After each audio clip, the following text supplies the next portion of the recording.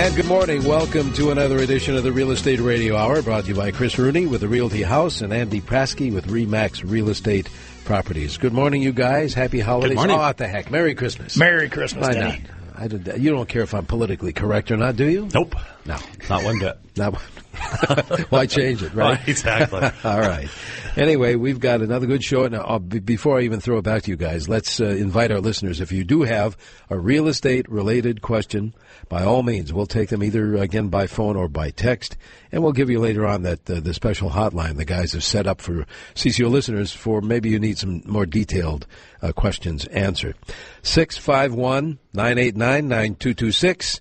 Or toll-free 866-989-9226, or send us a text at 81807. Chris and Andy, what are we going to get underway with here?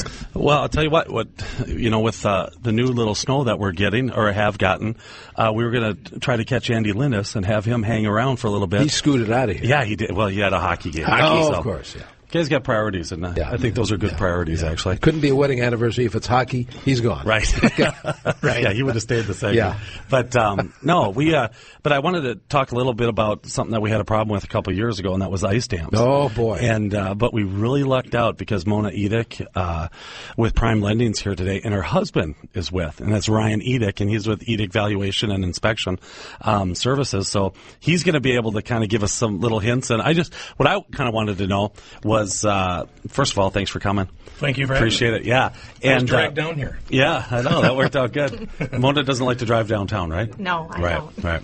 But anyways, what is it that creates those ice dams, and how can people prevent them? Is it something that the weather is kind of good for that right now to happen, or no? The rule of thumb, and just a saying that we have at our shop, is that to cure an ice dam, you need an IV, and that's insulation and ventilation. If you've got the appropriate amount of insulation, R40 value or higher in your attic space, and you've got ventilation keeping that attic space cool during the snowy season, during the winter months, you shouldn't have an issue with ice damming. You're keeping that hot air from melting that snow. You get freezing rain, things like that, you're going to get ice dams throughout the year regardless, but as long as you have that IV, insulation and ventilation, you should be in good shape.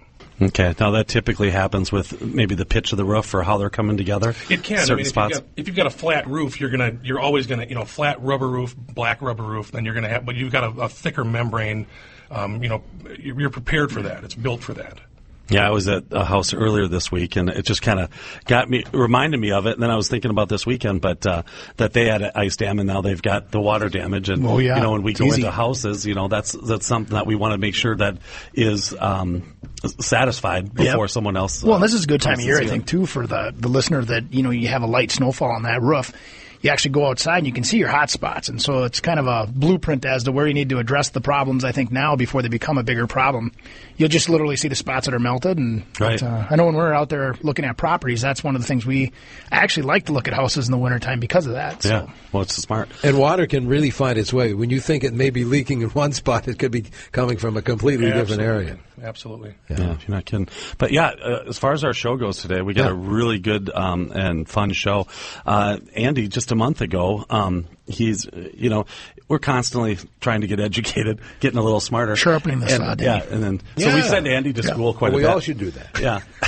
But anyways, he was actually able to go through to an investment class and get a bunch of different things on investments. And we've been getting a lot of calls on investments over through the radio show. And we just thought it would be a good thing to kind of maybe get some terms out there and tell people. Well, and the interesting part about it is that you as a seller even, 33% of our buyers were investors last year.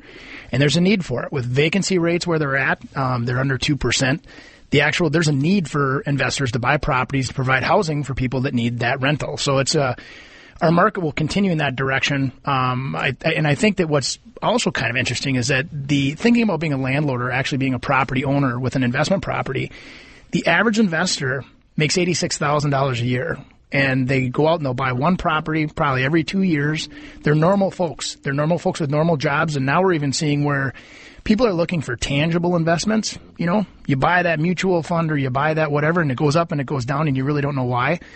you can reach out and touch a house. You actually have a tradable, tangible item there. Rent is going to be something that's always something you can have. Well, and another big scary thing that used to be was that, it's not bad. It's the easy part is buying it, and the semi-easy part is getting a renter, but it's keeping that renter in there and making sure that they're paying. And now with all the management companies and things like that, like Minnesota Home Rental, that it's an easy, inexpensive thing to be able to have them just handle it. Well, and a lot of our first-time investors, they'll buy, for an example, like a townhouse, and then the exterior maintenance is part of the package of owning the townhouse. Of course, you got to be a little careful because some associations now are limiting the quantity of rentals that are in each, unit or development. But it's an easy way to step into it if it's allowed.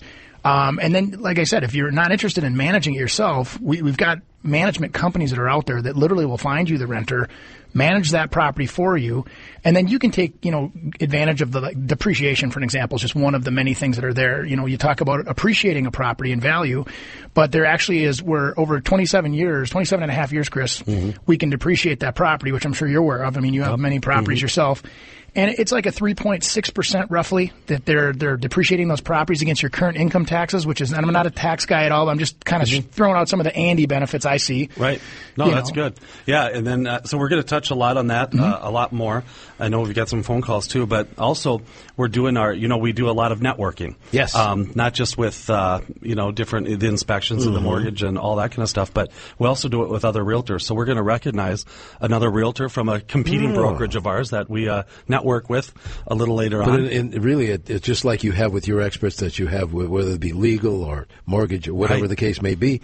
It helps everybody. Well, specific areas that they're working in that you help us out. And so we'll talk about that a little later as well. Okay, very good. You know what we should do?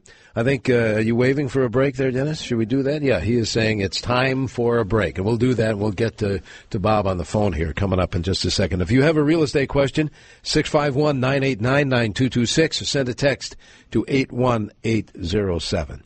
Back with more here on 830 WCCO.